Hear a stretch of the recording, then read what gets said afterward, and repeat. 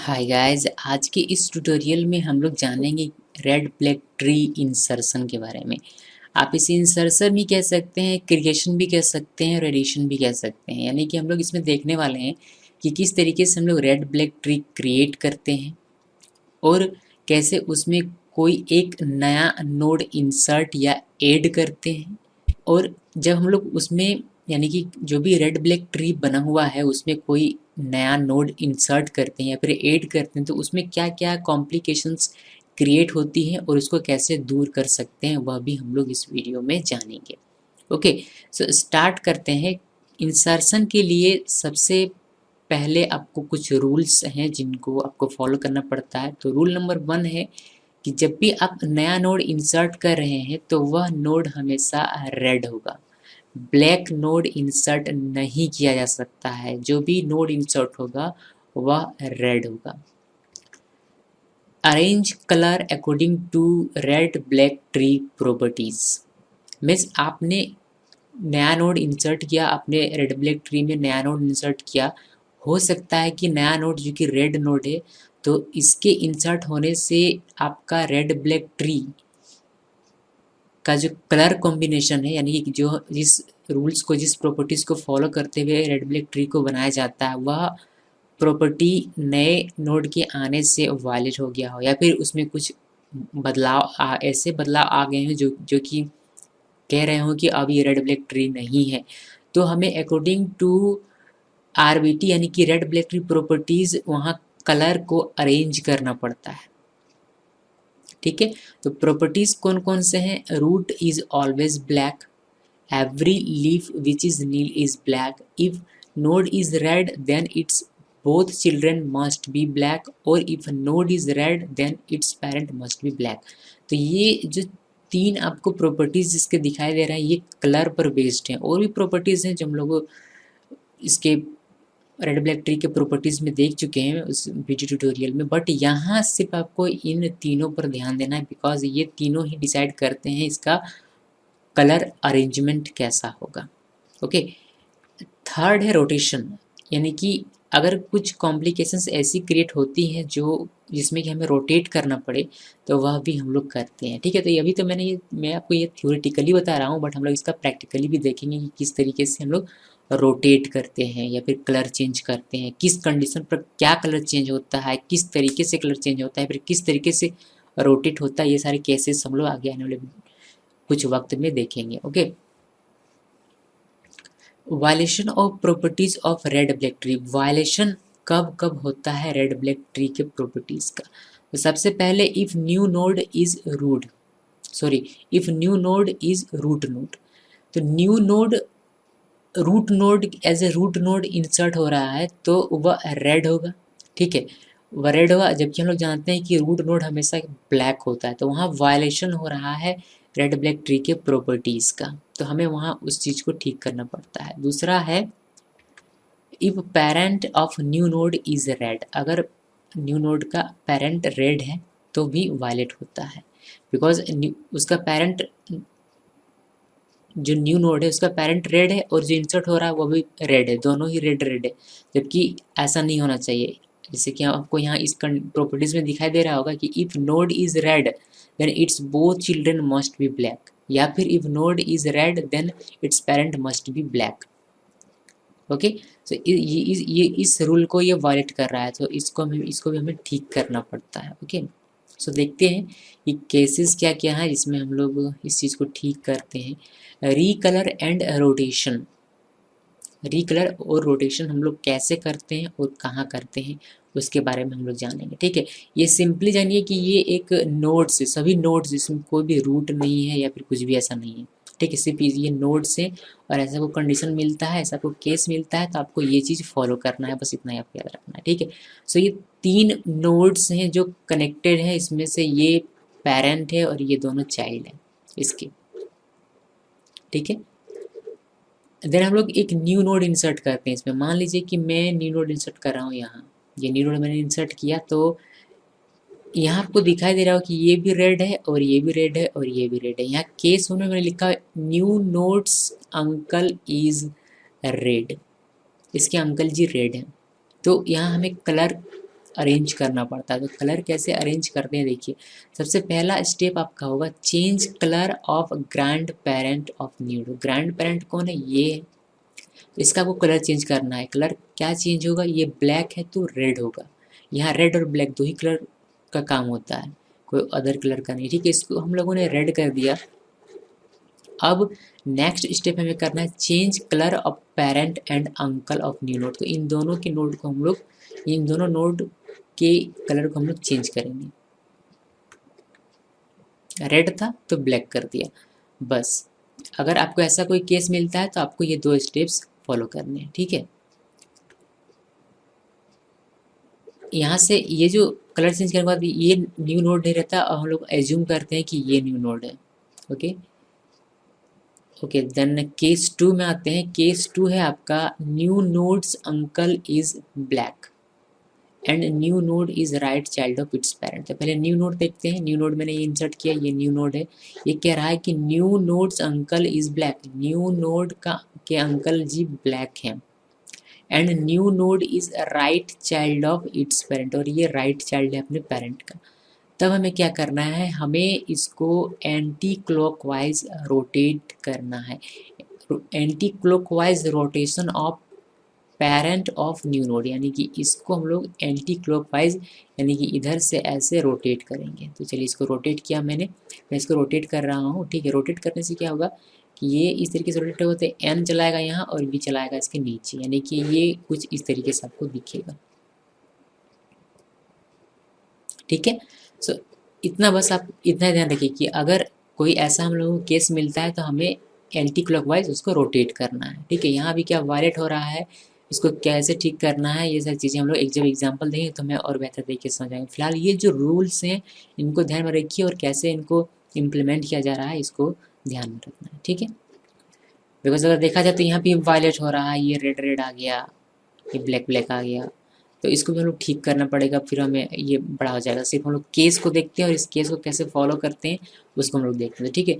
तो ध्यान में रखना है कि अगर न्यू नोड के अंकल जी ब्लैक हैं और न्यू नोड अगर राइट चाइल्ड अपने पेरेंट का, तो हमें एक बार एंटी क्लॉक रोटेट करना है न्यू नोड के पेरेंट को। अब न्यू नोड ये नहीं रहेगा बल्कि न्यू नोड हो जाएगा, एज्यूम करते हैं हम लोग कि न्यू नोड ये अब ये होगा, ठीक है। तो अब आते हैं केस 3 में।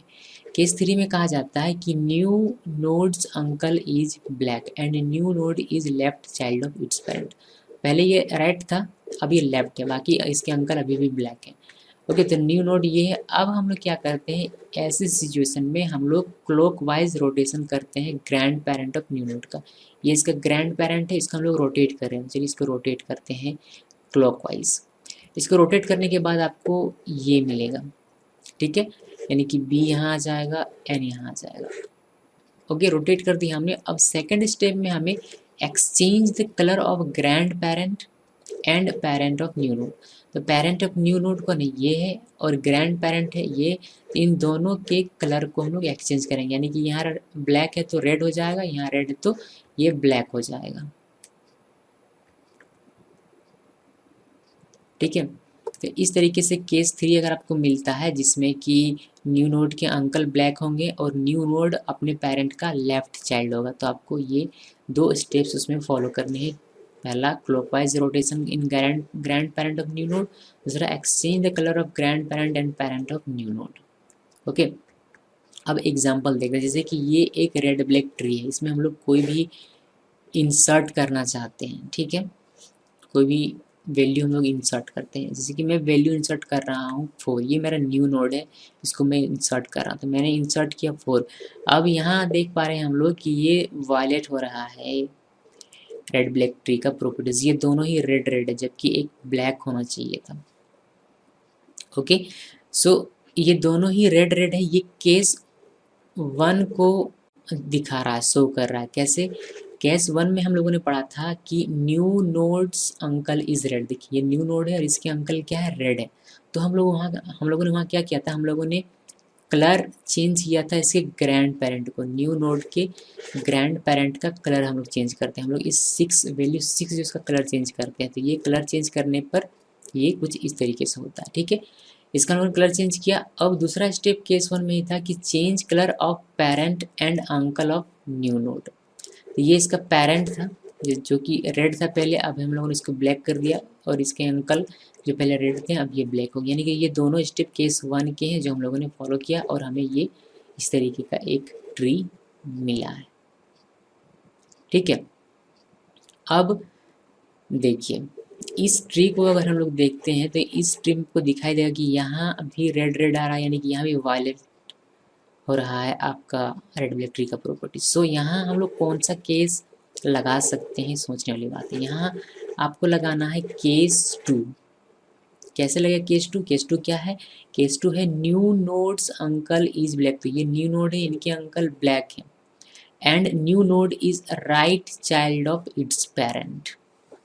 ठीक है, अभी ये न्यू नोड इसको हम लोग मानते हैं। ठीक है, ये न्यू नोड अब नहीं है, अब इसको हम लोग कंसीडर करते हैं न्यू नोड। ये मैं आपको केस 1 में बता चुका हूँ कि हम लोग किसको कंसीडर कर रहे हैं न्यू नोड किसके बाद। ओके, सो ये न्यू नोड है, तो इसके अंकल ब्लैक हैं और ये अपने पेरेंट का राइट चाइल्ड है।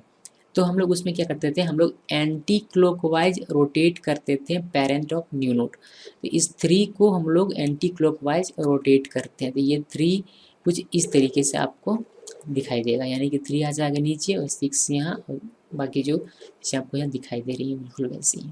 ठीक है, देखिए ये आपको एडजस्ट करना पड़ता है। जैसे कि आप देख पा रहे हैं कि ये पहले 6 से अटैच्ड था, लेकिन यहाँ अब ये 3 से है। ओके, सो ये आपको वैल्यूज़ के तौर पर देखनी पड़ती है कि वैल्यूज़ यहाँ 6 है तो ये 5 है, यानी कि ये 6 के नीचे आएगा। इसको कंपेयर किया जाता है तो देखा जाता है कि ये 3 से ग्रेटर, यानी कि इसका राइट में आएगा।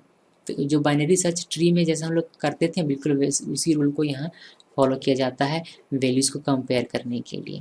ओके, सो अभी इस ट्री में हम लोग देखते हैं कि इस ट्री में क्या प्रॉब्लम है। ठीक है, इसमें देखिए कि ये जो 2 नोड्स हैं ये दोनों ही रेड रेड है, तो यहाँ एक रूल का वायलेशन हो रहा है।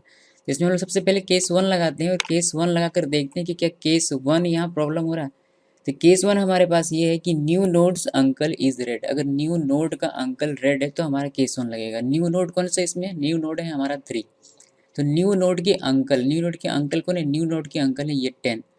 तो अगर ये रेड होता, न्यू नोड्स अंकल अगर रेड होता तो केस 1 लगता। जस्ट बिकॉज ये न्यू नोड का अंकल और ये रेड नहीं है तो यहाँ केस 1 काम नहीं कर रहा। अभी हम लोग केस 2 चेक करेंगे। केस 2 कहता है कि new nodes uncle is black. तो न्यू नोड ये है, इसके अंकल ये है, तो ये ब्लैक है। चलिए अभी तक तो ये ठीक है, लेकिन इसमें कुछ और भी लिखा हुआ है केस 2 में कि new node is right child of its parent. New node is right child of its parent, लेकिन ये लेफ्ट चाइल्ड है, तो केस 2 भी नहीं लगेगा। यानी कि केस 1 भी फेल हो गया और केस 2 भी हमारा फेल हो गया। अभी केस 3 बाकी हमारा है, तो उसको चेक कर लेते हैं कि क्या केस 3 यहाँ लगने वाला है। तो केस 3 हमारा ये है कि new nodes uncle is black. तो पहले न्यू नोड हमारा कौन सा है? 3 है, जैसे कि हम लोग जानते हैं। तो न्यू नोड के अंकल ब्लैक हैं, तो सबसे पहले चेक करते हैं कि न्यू नोड के अंकल जो कि 10 हैं वह ब्लैक हैं। ठीक है, यहाँ तक अभी करेक्ट जा रहा है हमारा। नेक्स्ट है and new node is left child of its parent. New node is left child of its parent. चलिए ये दोनों ही चीज़ें यहाँ मिल रही है, इसीलिए हम लोग कह सकते हैं कि केस 3 यहाँ लगेगा। यानी कि new nodes uncle is black and new node is left child of its parent, ये केस 3 कहता है। तो अगर केस 3 लग रहा है तो केस 3 में हम लोग क्या करने वाले हैं ये देख लेते हैं। केस 3 अगर आपका लग रहा है तो केस 3 में आपको करना पड़ेगा ये कि क्लॉकवाइज आपको रोटेट करना पड़ेगा grand parent of new node. तो grand parent of new node कौन है? ये न्यू नोड है हमारा, इसका पेरेंट ये और ये ग्रैंड पेरेंट हो गया। यानी कि 9 जो है 3 का, यानी कि न्यू नोड का ग्रैंड पेरेंट, तो इसको आपको क्लॉकवाइज रोटेट करना पड़ेगा। ठीक है, तो चलिए इसको क्लॉकवाइज रोटेट कर लेते हैं। क्लॉकवाइज रोटेट करने के बाद आपको इस तरीके का ये ट्री मिलेगा। ठीक है, लेकिन यहाँ एक और स्टेप लिखा हुआ है कि क्लॉकवाइज रोटेट करने के बाद दूसरा स्टेप ये है कि exchange the colour of grand parent and parent of new node. यानी कि ग्रैंड पेरेंट और पेरेंट, न्यू नोड के ग्रैंड पेरेंट और पेरेंट दोनों के ही कलर को आपको एक्सचेंज करना पड़ेगा। देखिए यहाँ ये ग्रैंड पेरेंट है, इसका कलर क्या है? ब्लैक है, और ये पेरेंट है, इसका कलर क्या है? रेड है। तो इन दोनों के कलर को एक्सचेंज करना पड़ेगा। यानी कि 6 को आपको ब्लैक बनाना पड़ेगा और 9 को आपको रेड बनाना पड़ेगा, जैसा कि हम लोगों ने यहाँ किया हुआ। ठीक है, जैसे ही क्लॉकवाइज ये रोटेट होता है तो 6 यहाँ आ जाता है, 9 इसके नीचे जाएगा, 3 यहाँ आएगा। ठीक है, ये क्लॉकवाइज रोटेशन का हो गया। अब नेक्स्ट स्टेप है हमारा कि दोनों के कलर को एक्सचेंज करना है। दोनों के मतलब ग्रैंड पेरेंट के और पेरेंट के, न्यू नोड के ग्रैंड पेरेंट को और न्यू नोड के पेरेंट के, दोनों के ही कलर को एक्सचेंज करना है। तो 9 पहले ब्लैक था, इसको हम लोगों ने रेड कर दिया, 6 पहले रेड था, इसको हम लोगों ने ब्लैक कर दिया। क्लियर है। अब इस ट्री को अगर आप ध्यान से देखेंगे तो ये ट्री आपको पूरी तरीके से रेड ब्लैक ट्री दिखाई देगा, मतलब एक परफेक्ट रेड ब्लैक ट्री है जिसमें कि कोई भी किसी भी रूल का उल्लंघन नहीं हो रहा है। जैसे यहाँ रूट नोड ब्लैक है, क्लियर है, रेड है तो ब्लैक ब्लैक है, रेड है ब्लैक ब्लैक है, ठीक है। ओके सो गाइज ये है आपका red black tree. I hope कि आप लोगों की समझ में आया होगा। Thanks for watching.